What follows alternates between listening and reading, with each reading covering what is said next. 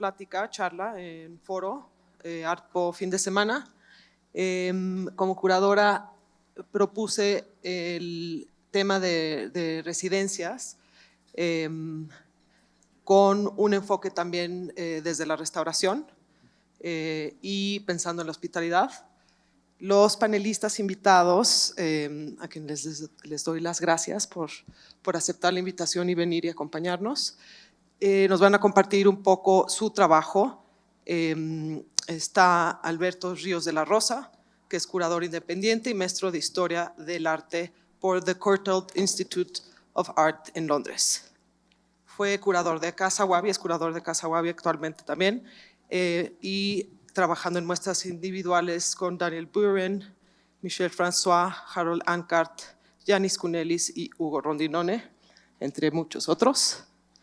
Desarrolló el programa de residencias en Oaxaca y Tokio e impulsó a artistas emergentes mexicanos a través de su plataforma de exhibición en Santa María la Ribera. Anteriormente trabajó en los equipos curatoriales del Museo Tamayo en México, en Minneapolis Institute of Art y en la Peggy Guggenheim Collection en Venecia. Colabora de manera editorial para SIAC, AC y otras publicaciones periódicas. Gracias, Alberto, por estar acá.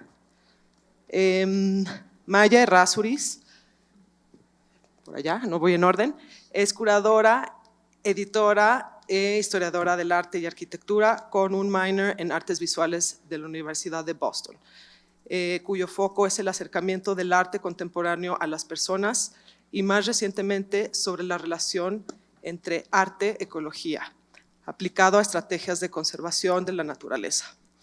Ha sido asistente curatorial y coordinadora de proyectos tales como Almas, Cristian Bolansky en Chile, en el Museo de Bellas Artes en 2015, Yayoi Kusama, Infinite Obsession, en Centro Corp Artes en 2016, y A Space to Dream, Recent Art from South America, en Auckland Art Gallery en 2016. Colabora como editora, escritora y traductora de distintos proyectos editoriales ligados al arte contemporáneo latinoamericano y trabaja como encargada de arte y publicaciones en Fundación Mar Adentro, donde lidera investigaciones curatoriales y el programa transdisciplinar de residencias Bosques Pehuen, que congrega artistas, científicos y profesionales de las humanidades para la investigación y creación de proyectos ligados a un área de conservación bajo protección privada. Maya, gracias por acompañarnos. Courtney Lane Stell, al centro, es la directora ejecutiva y curadora en jefe de Black Cube, un museo de arte contemporáneo nómada con sede en Colorado, en Denver. Actualmente, Stell se desempeña en la Comisión de Asuntos Culturales de Denver, asignada por el alcalde. Ha realizado una práctica curatorial independiente desde 2006, que ha incluido la curaduría de numerosas exposiciones a nivel nacional e internacional para museos, galerías universitarias, bienales y eventos de arte. A partir de un interés filosófico en el arte como comunicación, Stell ha organizado exhibiciones que se han enfocado en obras de arte experimentales, tanto en naturaleza conceptual como material, incluidas exhibiciones con artistas como Liam Gillick, Cyprien Gaillard, Marguerite Humeau y Shirley Tse. Stell tiene una maestría de la Escuela Europea de Graduados en Suiza, ¿cómo se llama? EGS, exacto, donde también es candidata a doctorado en medios de comunicación. Pues muchas gracias a todos. La plática la vamos también a hacer en inglés, en español. Vamos a estar ahora sí transitando de un idioma a otro fluidamente. Courtney habla inglés, pero entiende un poco de español. Entonces vamos a empezar con Maya. Sí, ¿no? Había dicho. Maya nos va a platicar un poco de Fundación Mar Adentro en Chile, de la labor que están ejerciendo en este territorio, y vamos a revisar un poco cómo estos espacios naturales, también desde muy en contacto con el paisaje, y estas prácticas de residencia que son más y más populares, importantes, como en la práctica artística contemporánea, cómo operan. Queremos como revisar esa operación, esa también como razón de ser, qué pasa cuando el artista sale de su estudio, de su ciudad, y llega a un estudio expandido, está muy en contacto con naturaleza también.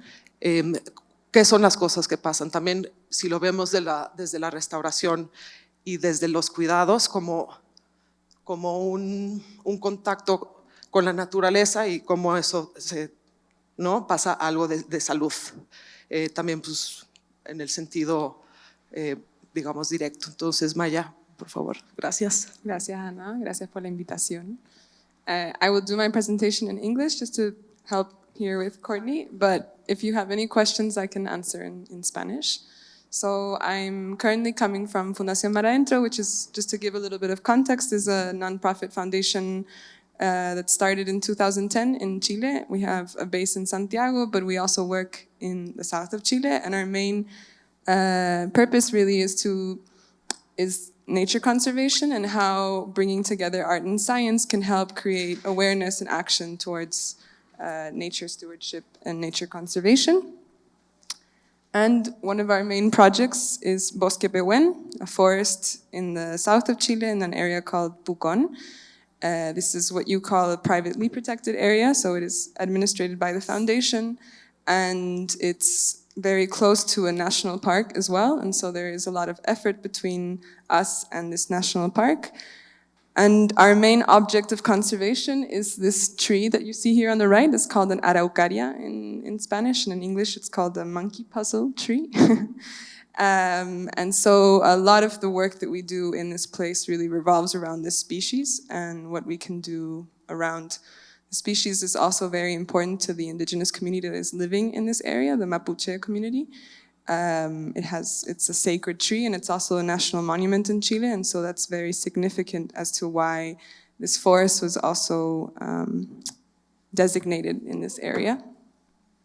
And within the conservation area, we run our residency program, which is called the Bosque Pehuen Residency Program, and it's really conceived as a multidisciplinary nature research station, in that we attempt to experiment and explore how a residency program can fit into a nature conservation management plan, and how it can really, how you can find ways to see how different disciplines coming together can also help contribute to thinking about conservation from a much more integral perspective, and seeing how it is definitely very experimental. I've had the chance to be able to direct this program in the foundation, really not having a lot of background in a residency program, to be very honest, before, and so it's been a very interesting experience for me to see how I can bring together artists, scientists, but also maybe even sociologists or a chef or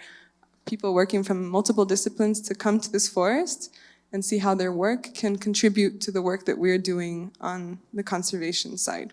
And that's really the integral aspect of this residency program. And we also think about ways in how we're located in quite a remote place for a residency program. It's not really inserted in a city or inserted in a town. We're probably like an hour drive away from the closest town, I would say. And so it's very important for us to think about how the knowledge that is being shared and created within the forest can also move beyond the forest, and how you can kind of create connections with the local community and see how everything that's going on within the local community can also come into play into the program, and vice versa. But there's obviously, I think this is part of the conversations that we'll have later about how can also be very problematic, in that residency programs can tend to be a little extractivist in the way that they operate in kind of taking knowledge from a certain territory and then putting it together in an art piece. And so how we as hosts of a residency program can also mediate that in a way that it becomes more of a mutual benefit relationship and not just something beneficial for the artists or for the program. And I don't think I have the exact solution or answer to that, but I think it's the constant challenge that really helps us better improve the way that residency programs work.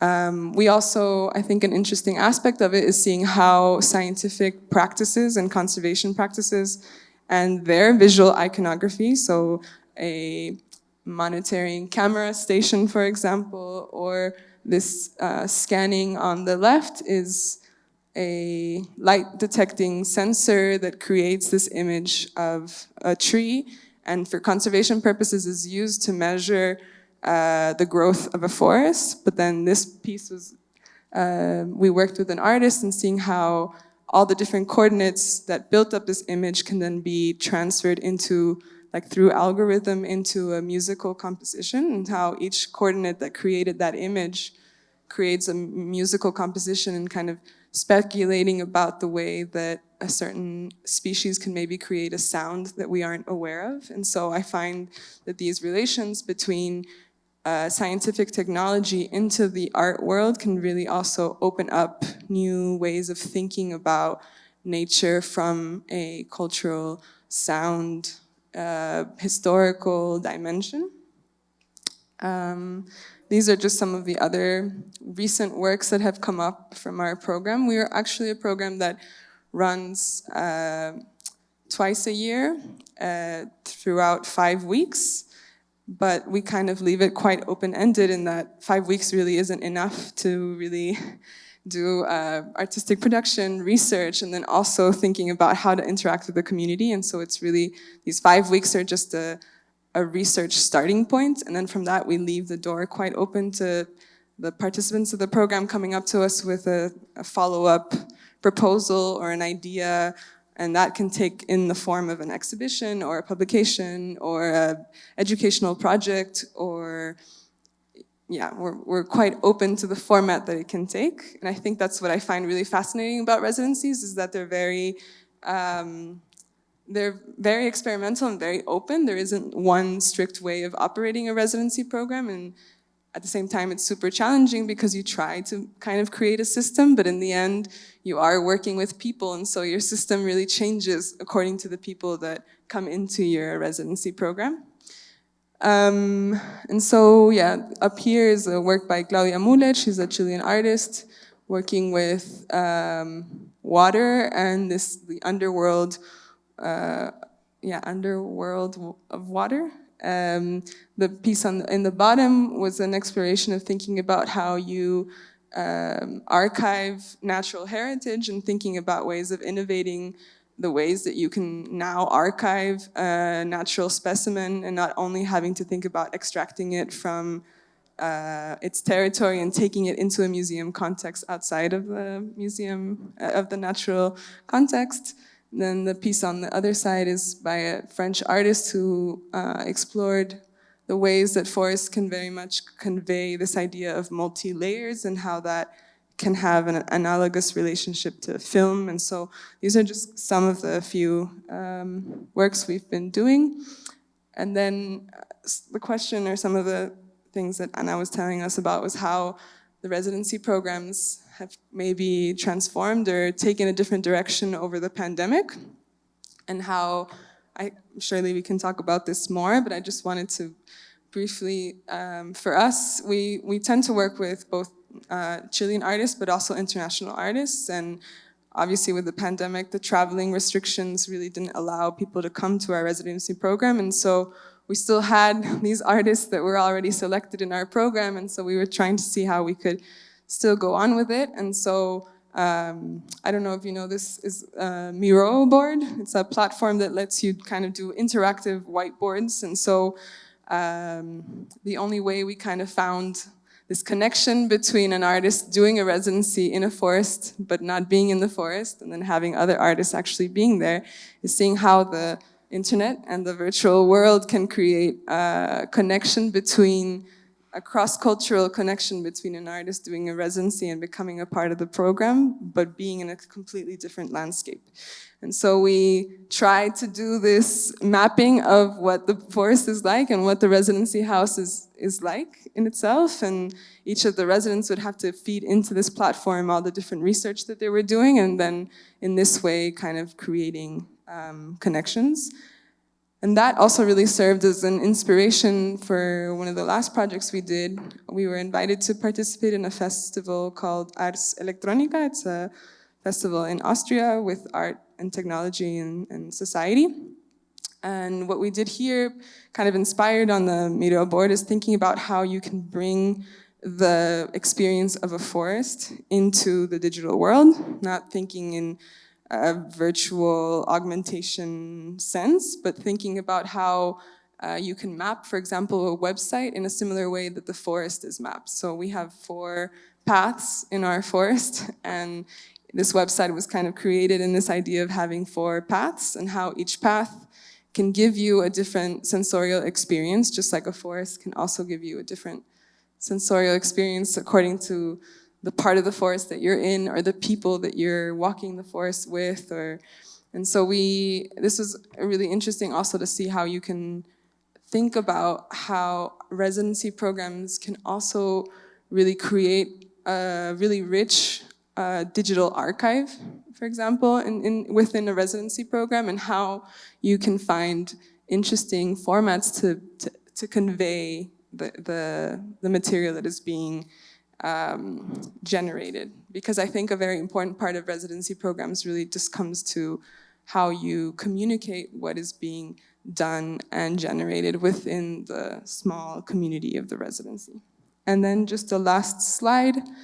I was recently in a conversation with multiple actors in residency programs across Latin America, and we had a conversation about what community means in a residency program. And then we did this mapping exercise of just thinking all the different actors that come into a residency program, and it's, you focus when you first start designing a program on the very core nucleus, which is the host and the artist and what we can do together, but really what it makes a residency program much more rich and engaging, in my point of view, is thinking about all these different actors that come into play in a residency program, and also how they also offer a lot of different challenges. I mean, even the way that your program is financed can also really influence the way that you design a residency program, or the territory that you are in really defines the identity of your residency program as well. And so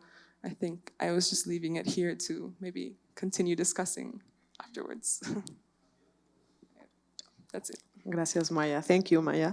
I think it's really interesting what you mentioned about extractivism and how residency seems like a model that imposes a framework. But you say that knowledge goes both ways, no? And how can you expand a little bit more on this, or give us an example that's a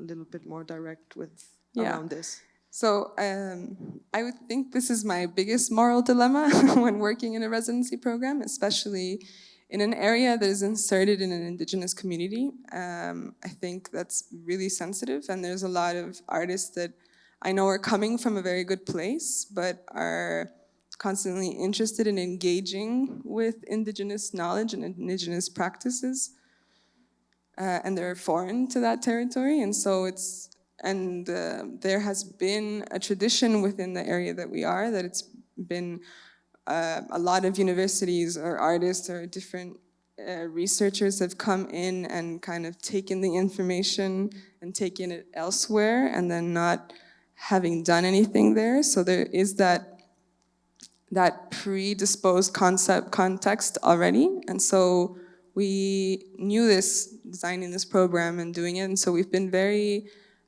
careful with the way that we have approached the indigenous communities around our area. And I think that the place where we found is most adequate, I would say, is through education, and how working with intercultural educators working in rural schools of this area have really been very open to working with artists and working with researchers and seeing how through schools you then open up doors to other communities. And so I think we've slowly found ways to interact from that point of view. And then we've also, beyond our residency program, we also have the whole conservation program of Bosque Pehuen.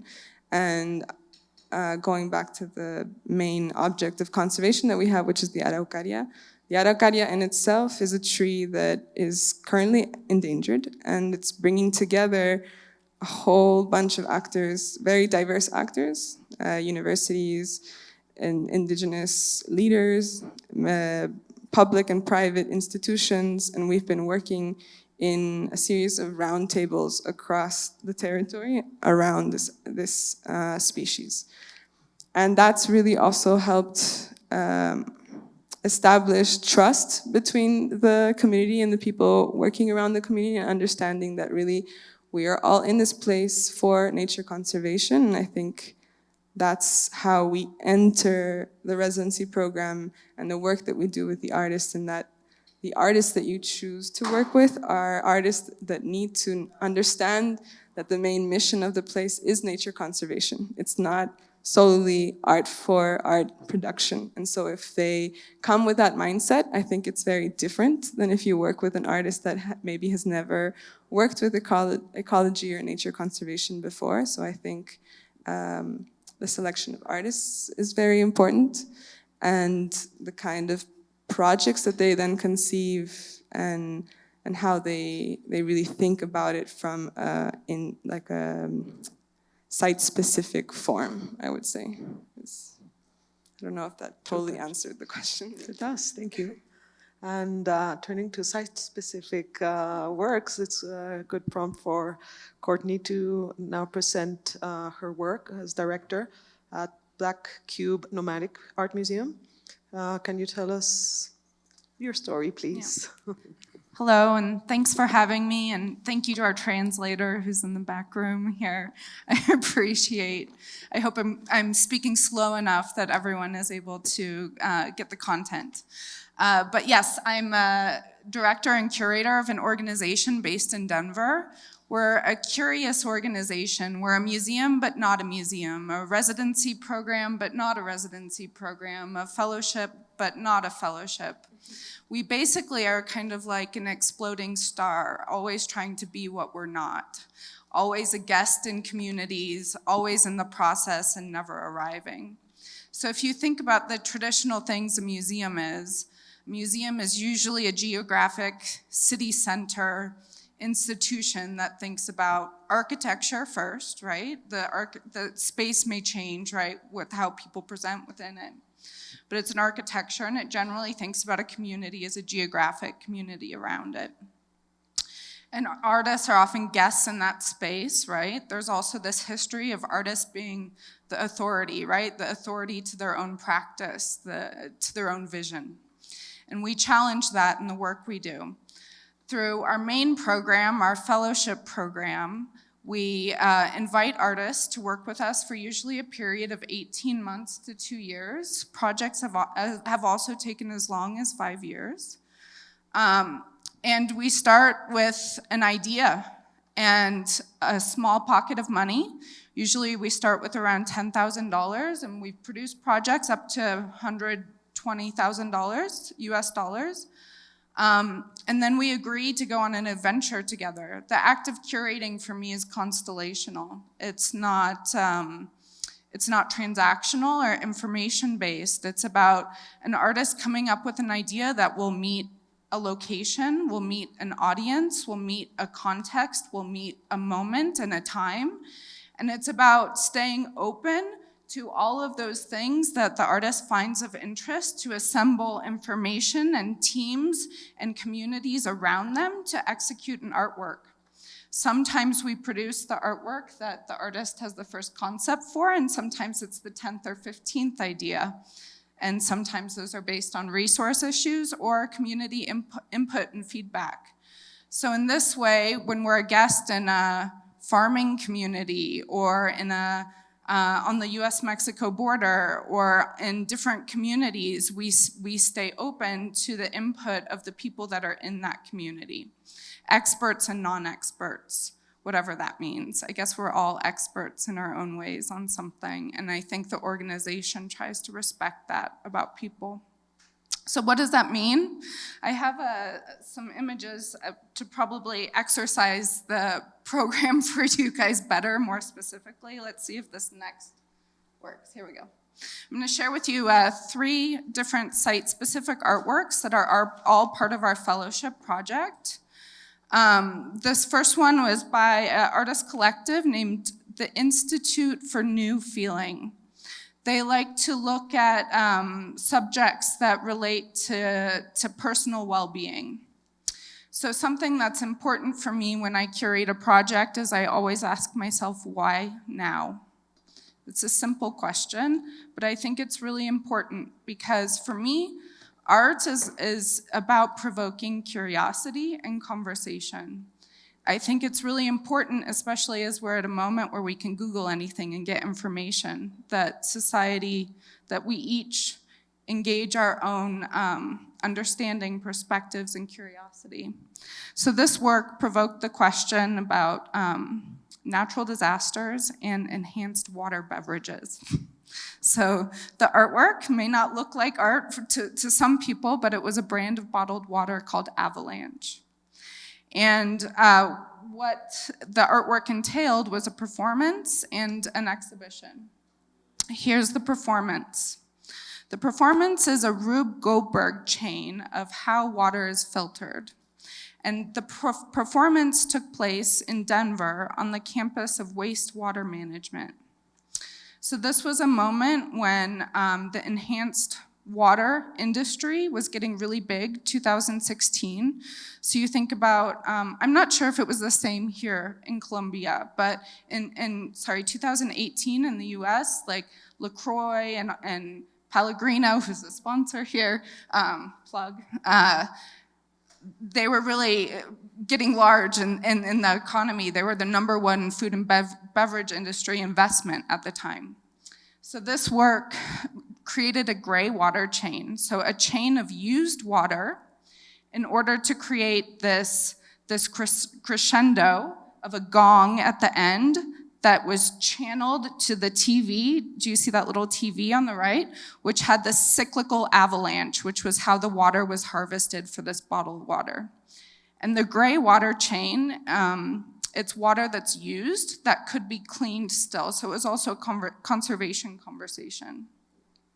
And the water was filtered through different uses, through brushing your teeth.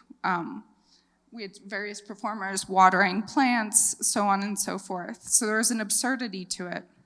And speaking about like being a host and a guest and also thinking about restoring, I think what was really interesting about this project for me was meeting the audience, inviting the audience to a municipal facility that people maybe will not traffic every day, but relate to every day in the use of water and in different ways in their life. So for me, having this performance in the middle of this public municipal facility was also very important. Here's an image of the performance, the mag chloride towers. So I'm going to breeze past some of the production, but happy to speak about production if you guys are interested. Building the scaffolding. Here's another project that was in Denver. This project was 2016, and please forgive me for my horrible accent. I can never get this word out of my mouth. Sangre? Blood? Yeah, sangre, with an extra E is the name of the collective. They're a Mexico City-based duo, and they came to Denver to do a project. And I think what was interesting about this project was that I think it was like the 4th or 5th idea that we ended up producing. The project was effectively a lie, a public lie. And it was a lie about history, which I think maybe we think about a lot nowadays. And this moment was like as Trump's campaign was popping off in the States for for presidency. And so inviting Mexicans into Denver to effectively build walls was also quite interesting and funny. But what the work was, is it was a series of underground faux archaeological digs. So, and it was in a public place in Denver that was the location of the first mint. And what the artists were doing were acting kind of like the film director Quentin Tarantino, who likes to bend time in different ways, like forecast the story and look back in history. They were kind of doing a little bit of DJing in that way. They were looking at the way Teotihuacan was built, this ancient Mesoamerican compound that had this really great growth plan for building kitchens and living domestic spaces, and they were forecasting the future development of this site, which was going to be scraped and built into a multifamily residential compound. So they're really speaking about how people live in community, and they were also complicating this idea of the indigenous past, because the indigenous people that lived in the Denver, Colorado area were lived mostly nomadically with very little architectural footprint. So building these large walls from a different indigenous past were quite interesting. They also, within these vitrines, they placed objects that looked maybe ancient or contemporary, like abalone inlaid cell phone cases. And a lot of the text out here at the site didn't describe this as an artwork intentionally. Again, that curiosity conversation. They were kind of lit at night, like Michael Jackson's Thriller video. We had a layout here. And then here you can see, like from the top down, looking at them. What's also complicated is Teotihuacan was built with volcano rock. So in Colorado, our mountains are built they were compressed. So it's very heavy stone. So it was also interesting translating history by building with a heavy stone. One of the masonry fellows actually tore a ligament in his arm building. We also have these tools that we use as an organization sometimes. A shipping container is one. We had a floor plan for the entire archaeological dig inside of our shipping container. What's also really great about digging deep into communities is meeting with experts, locals, borrowing objects from local museums. Happy to speak more about that, but I am sensitive of time and not wanting to take your time. So I think I'll stop on the project that is halfway baked right now. It's in the process. We've had the pleasure to work with French artist Marguerite Humeau over the period of the pandemic. And ideating projects under the pandemic has been somewhat the same and somewhat different for us, but I think there's been a lot of sensitivities in meeting communities in different ways and talking to publics in different ways. But she was very interested, so Marguerite's work, she just opened a project in Venice at the Biennale. You guys should check her out, she's amazing. But she's very interested in connecting current technological practices with ancient sacred practices and hopefully creating connection that helps build some resonance in relationship to how we are shaping our world these days. So she started by looking at weeds. Actually, I'm gonna abbreviate this narrative because it can get quite long. We'll start at the Center Pivot Irrigation Center. So she started looking at these large irrigation methods that farmers use, where it's this huge watering arm that moves around in a circle. It pumps water to irrigate crops. And she was looking at these machines and thinking about the current climate crisis and all of the issues with the aquifers, particularly in the US. And thinking about them being extractive, and she was thinking about them being a relic of a soon past. And so we decided to connect this idea of the center pivot irrigation with sacred sites like Stonehenge and prayer wheels and whirling dervishes and all of that, and are working on an installation that deals with this high mountain alpine valley that is going through desertification. And so we've been working with ornithologists, bird studiers, with soil scientists, with farmers, with local communities. And her idea has changed probably 25 times over in feedback in relation to the community. And that's part of always being a guest. I think I can stop here. Thank you, Courtney. Yeah. Thank you. Just a question to follow up on this work. What has been like the recent lessons or learnings from working with different communities? I see Black Cube's work as like reverse residency, you know, that the museum goes out and tries different landscapes and contexts. And what has been kind of recent lessons? I think for you? More than anything, it's going into communities with a sense of understanding, humility, and never feeling like you know all the information or you arrived to a certain point. So that humility is really important, along with dogged perseverance. And going into a community where water is very contentious. So this community is also dealing with the urban centers around are buying up land to extract water for the cities. The farmers are rotating crops and dealing with drought. And so it's the subject that we're engaging. It has a lot of heat around it. It has a lot of opinions, a lot of sensitivity around it. And so the most important thing is having deep and long arms into the community in multiple different ways, and always staying open. And there's an ethics to that, right? Like it's never done. It's always in the process.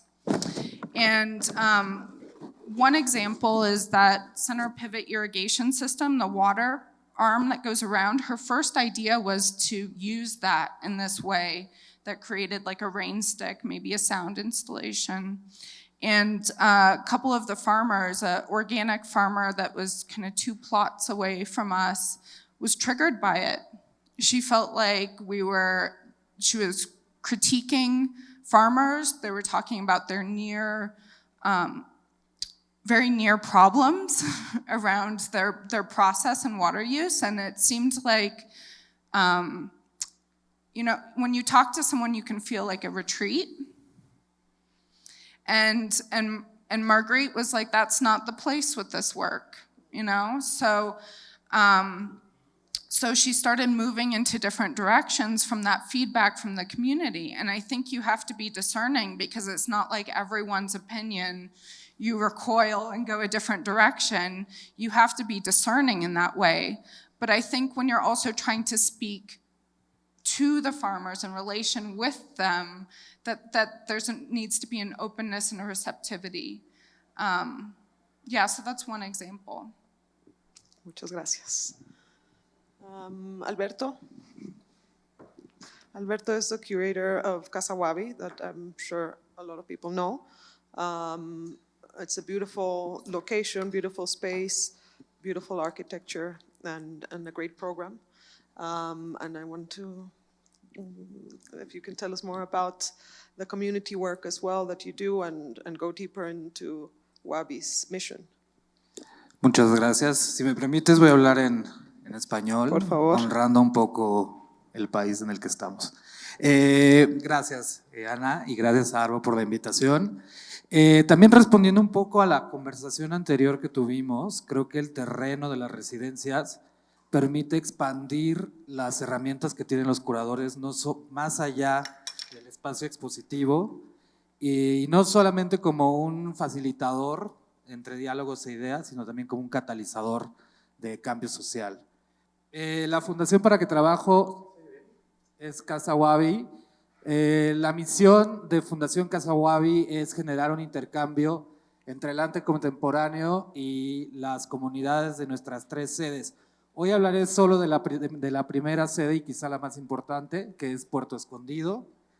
Pero en el 2016, abrimos una sede en la Ciudad de México y una sede en Tokio, de las cuales no hablaré mucho. Entonces, esta misión La llevamos a cabo a través de 5 programas, que son exposiciones, biblioteca móvil, recuperación de barro, cine, y el más importante quizá o el que más trabajo lleva o conlleva es el programa de las residencias.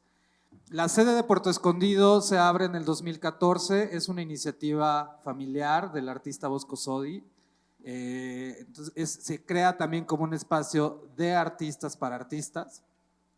Y la misión de la residencia, más allá de la producción, buscamos que no se considere una residencia de producción, sino una residencia en la que cada uno de los artistas o invitados generan un proyecto que favorezca el acceso al arte y la cultura y el desarrollo social de la comunidad.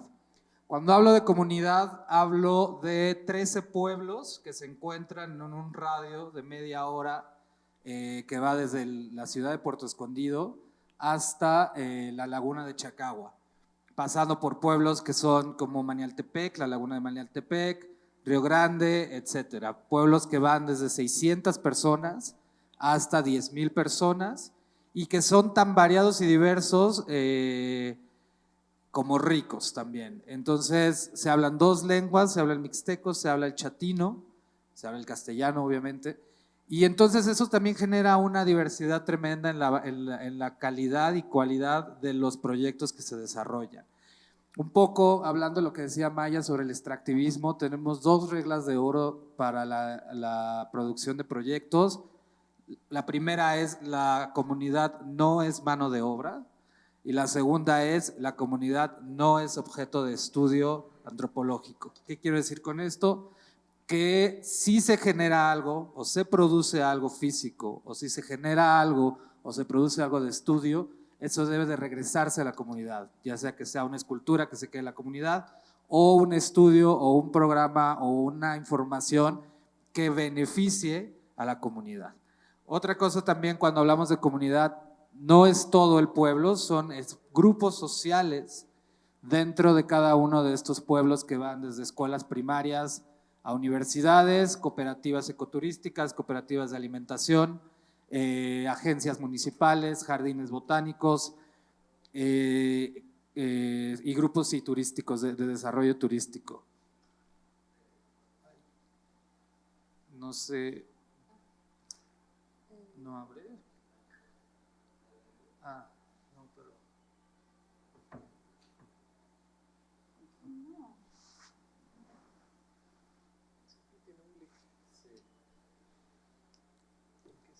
Bueno, la sede principal, ahorita continuaré, está, como les decía, en Puerto Escondido, y uno de los atractivos, ahí está, uno de los atractivos de la sede cuando abrimos es que fue uno de los 3 edificios en México del arquitecto japonés Tadao Ando.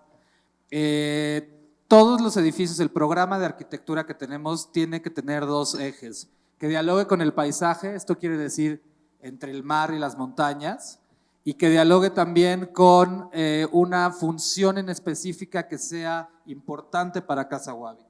Ahí está. Entonces tenemos varios pabellones, este fue el segundo pabellón que hicimos.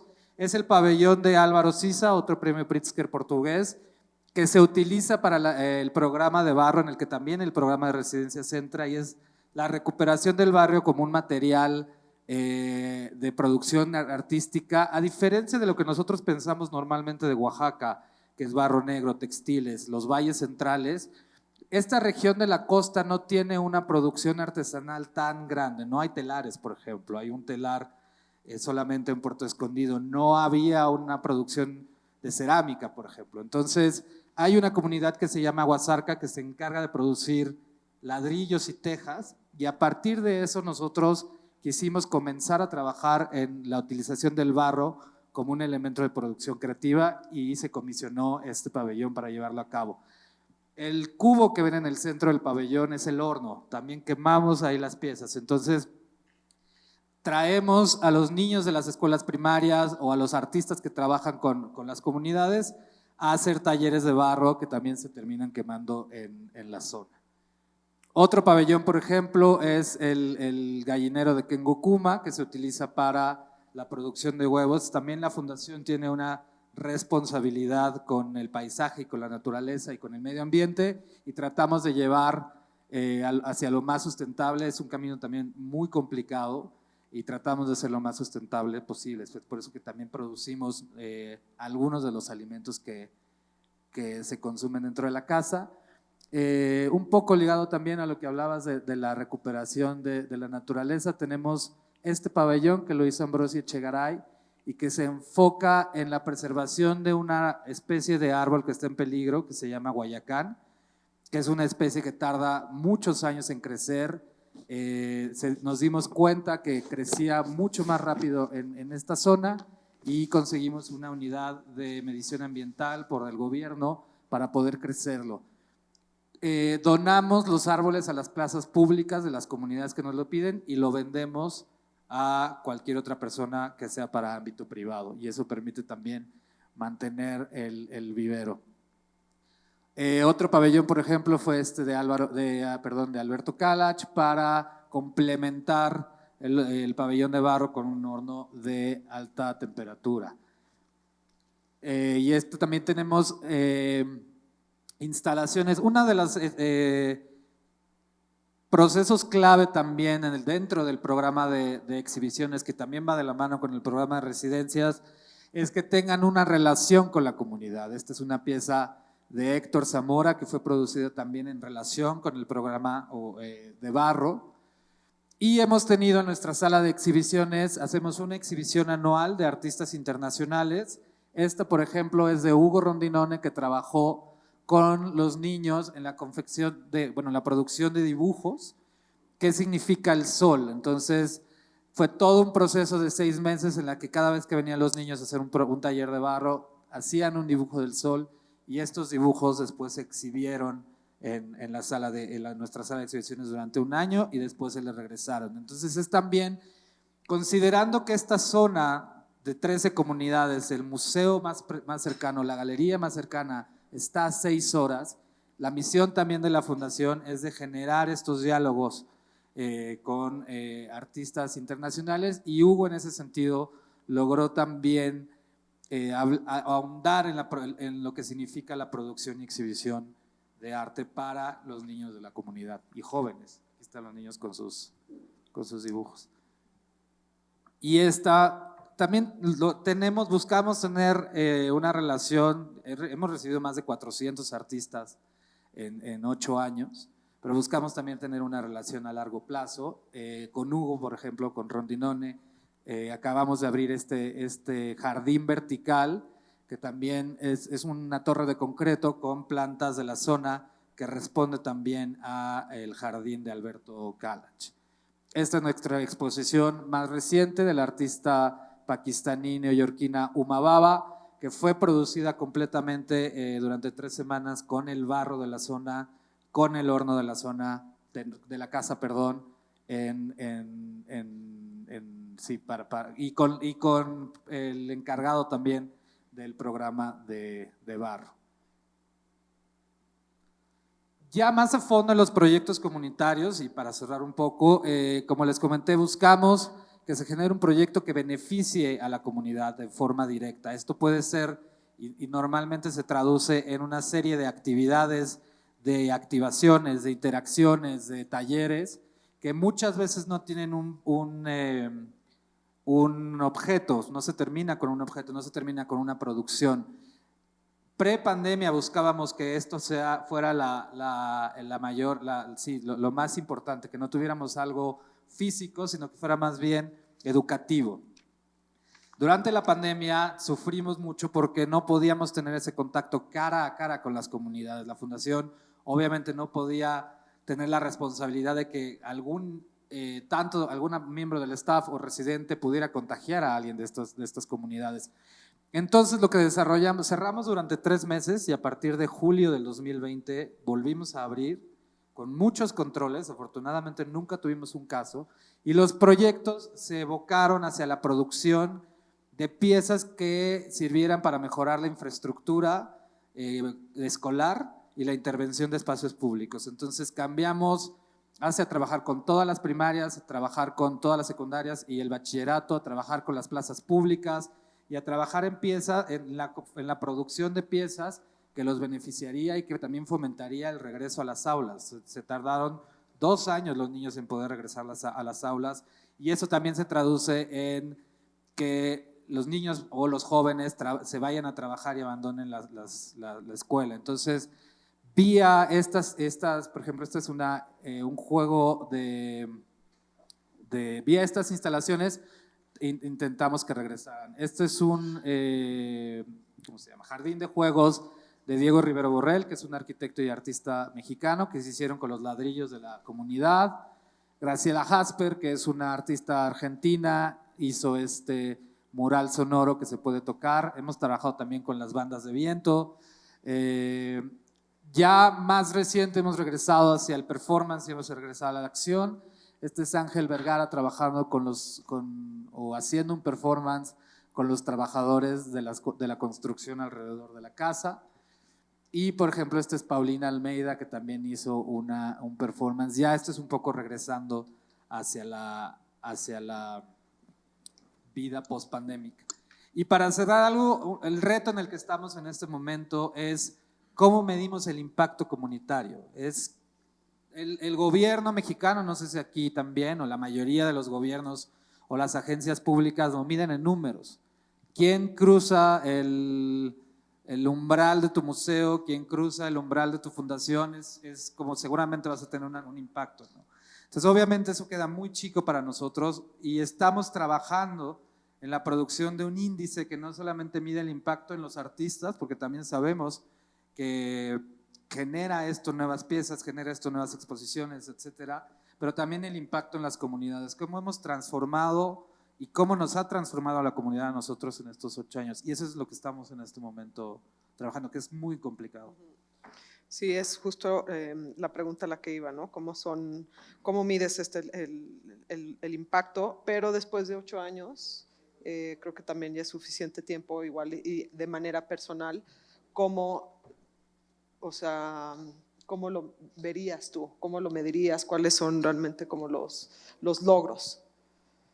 Tuvimos el primer umbral que tuvimos fue a los 2 años, en el que obviamente no somos una fundación que genere salud, no alimentamos, en ese momento no construíamos nada, no construimos casas, pavimento, no damos dinero para la fiesta patronal.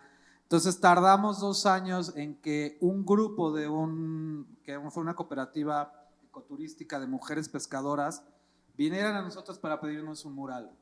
Llegaron y nos dijeron: oigan, que sabemos que ustedes hacen proyectos de arte, ¿por qué no nos ayudan con un mural? En ese momento, trabajando con el antropólogo con el que diseñó el impacto comunitario, de acuerdo con él, se cruzó el primer umbral, que es definir a Casa Wabi como un espacio donde vas a aprender de arte y de cultura, ¿no? Y ya 8 años después lo vemos en ejemplos muy específicos. Por ejemplo, hay una comunidad de cineastas. Nosotros fuimos parte de Ambulante Más Allá, que es una escuela de producción de documentales que se hace cada año, 2 años. Nosotros lo hicimos en el 2015 y ya hay un grupo de 3 o 4 cineastas que se graduaron de esa actividad o de esa iniciativa en Wabi, que están produciendo cine en Puerto Escondido. Hay un Festival del Puerto, que también responde a esto. Entonces, por ejemplo, del lado del cine tenemos este tipo de impactos. En chatino, por ejemplo, que es una lengua que se habla, 5 o 6 mil personas lo hablan, hemos producido varias publicaciones que registran el chatino local, y eso también genera que se replique el idioma y que se pueda al menos conservar, ¿no? Entonces, en lo grande, todavía estamos trabajando en cómo vamos a medir lo que hemos hecho en estas comunidades. Estamos haciendo también un registro de todas las piezas que hemos hecho en comunidades y realmente tengo otro ejemplo también que se me estaba yendo, que hay una comunidad en Aguasarca justamente, donde ya se está enseñando el uso del barro para la producción creativa, cosa que no se hacía antes de que lo hiciéramos nosotros. Entonces, son pequeños casos y ahora estamos buscando generar un índice mucho más grande, ¿no? Pero al final del día, y que es algo en lo que se basa en Wabi,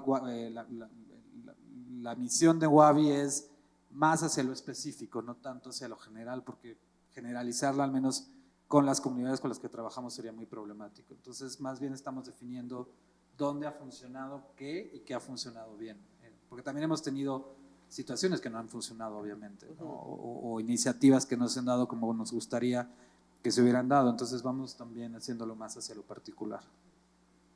Muy bien, gracias.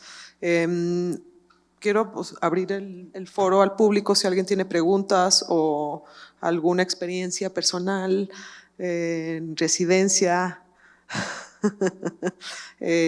dudas para Alberto, para Courtney, para Maya.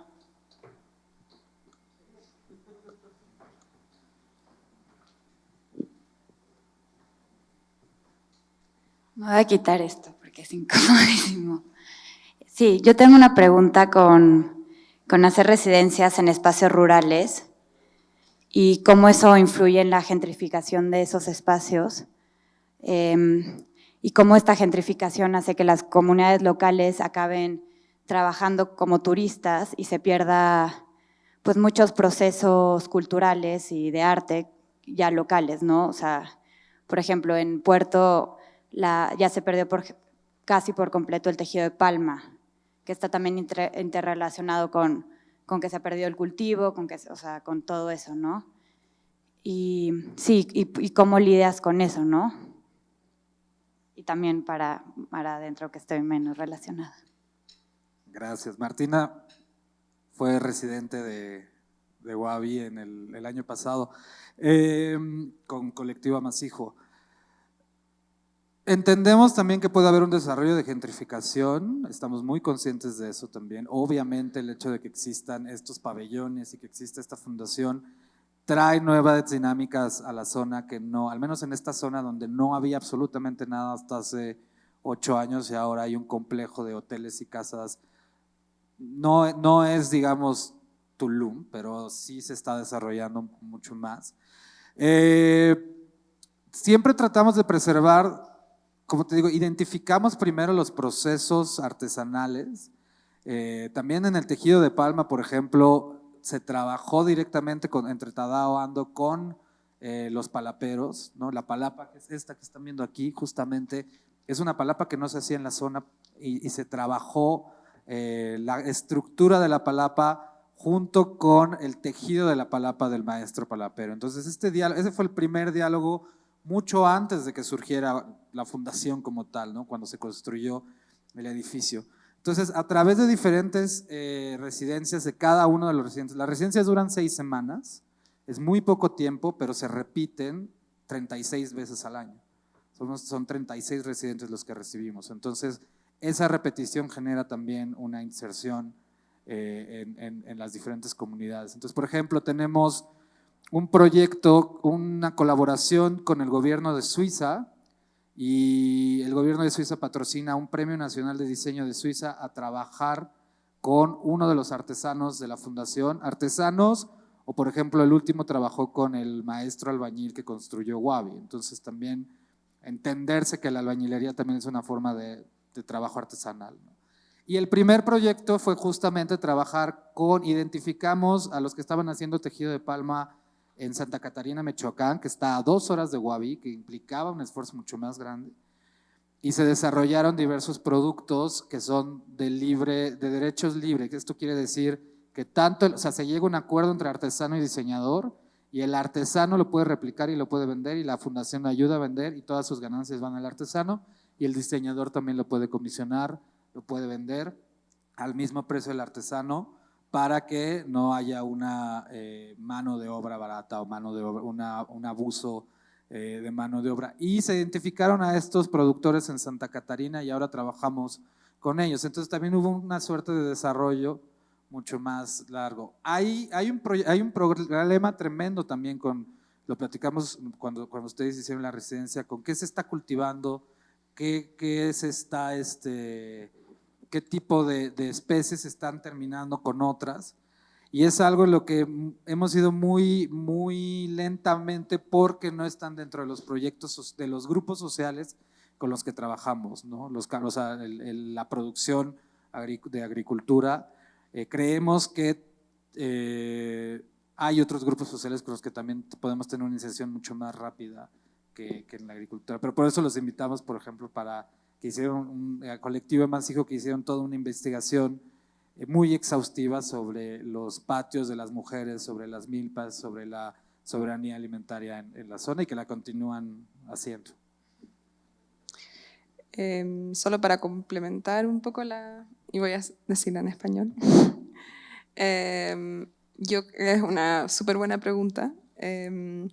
Yo creo que como que hay que partir un poco antes, que tiene que ver con cómo uno empieza a diseñar el programa. Nosotros igual cada programa abrimos a convocatoria, entonces se diseña previamente, como durante el año se diseña el programa y después se abre a convocatoria y se ejecuta el año siguiente. Y en ese diseño de programa creo que hay que partir de la base de qué es lo que el territorio está buscando hacer y eso incorporarlo dentro del diseño del programa. Entonces de esa forma no es que tú ya estás trayendo una idea desde afuera y haciendo una selección, por ejemplo, de artistas de afuera e insertando una idea que no tiene nada que ver con el contexto, sino más bien partir desde la base Entonces encuentro que el rol de alguien quien organiza la residencia para mí tiene que ver con, más allá de mirar hacia adelante, es mirar hacia alrededor y ver entender el circuito local y entender lo que está sucediendo en el contexto y ver cómo tú en tu rol puedes generar vínculos, conexiones, redes con las personas que están trabajando en el territorio. Entonces también creo que una parte interesante para mí, al menos del trabajo con las residencias, es propiciar instancias de que los trabajos de uno del otro se contaminen entre los otros, en el buen sentido, en el sentido de que se fusionen, Entonces ahí el desafío también es de establecer que el arte contemporáneo, en este caso, entra como un saber más dentro del territorio, pero no como el primordial necesario. Y lograr establecer una horizontalidad también con la producción local versus la producción que viene de otros lados y saber que así como a uno le gusta salirse a veces de su contexto y aprender de otros contextos y traerlo de vuelta, yo creo que siempre es formular los proyectos con esa premisa, ¿no? Y no más que eso, como no es que el proyecto de residencia o lo que tú estás haciendo viene a salvar y rescatar y solucionar la problemática, sino que vienes quizás como a darle otro giro, o otra vuelta, o otra mirada. Y creo que en eso empiezas un poco a respetar esto de no caer en la gentrificación.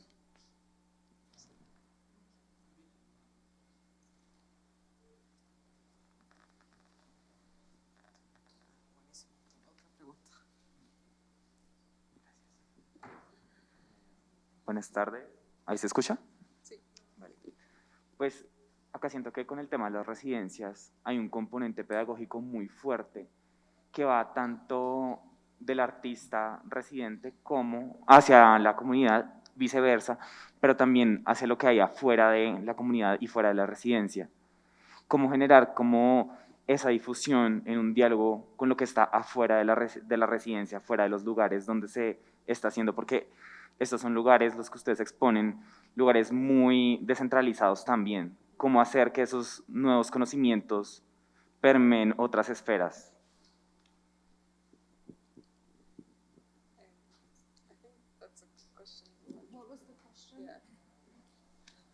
Sorry. Yeah.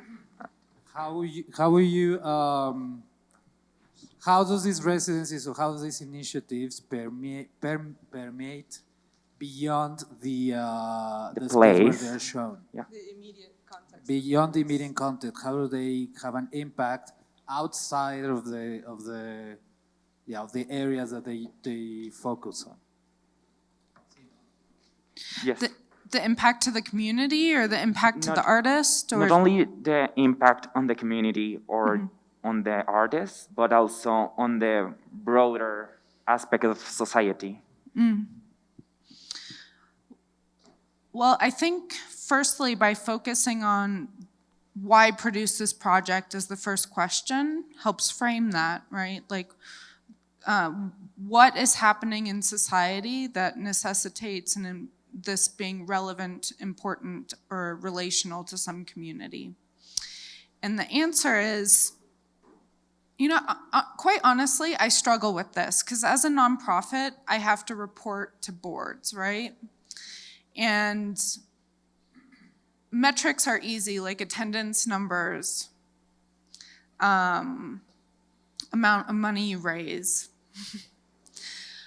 But what's really hard is measuring the impact and seeing that. And one place that I can tell you is my greatest success is we did a project with an artist named Adriana Corral on the US-Mexico border, and it dealt with these human processing facilities, the only standing human processing facility. These programs were used to process largely braceros, which were guest workers in World War II era. And it was a very difficult subject. It was a counter monument to these people that went through these horrific moments. And we had an opening. The project was up for several months. We had several events with the community. We brought food. But 2 years later, the director of the recreation program for Socorro, Texas, reached out to me to participate in the community cookbook. And to me, that was a moment, like a huge moment of success. It was when I felt that the project had a legacy, it had a memory, it touched people.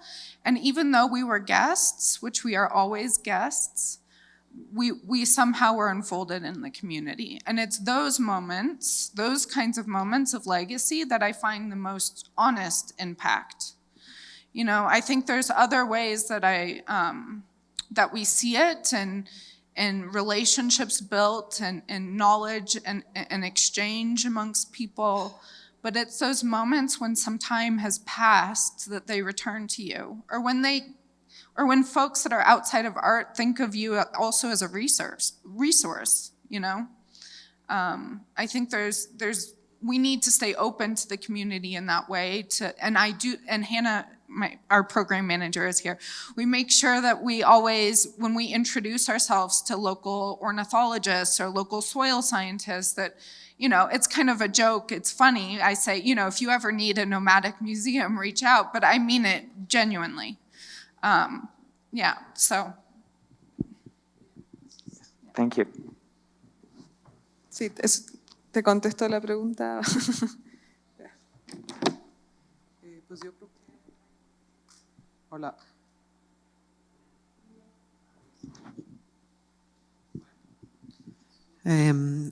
So I think we're going to wrap up and vamos a dar ya por concluida esta charla. Muchas gracias a Maya, a Courtney y a Alberto. Gracias a todos.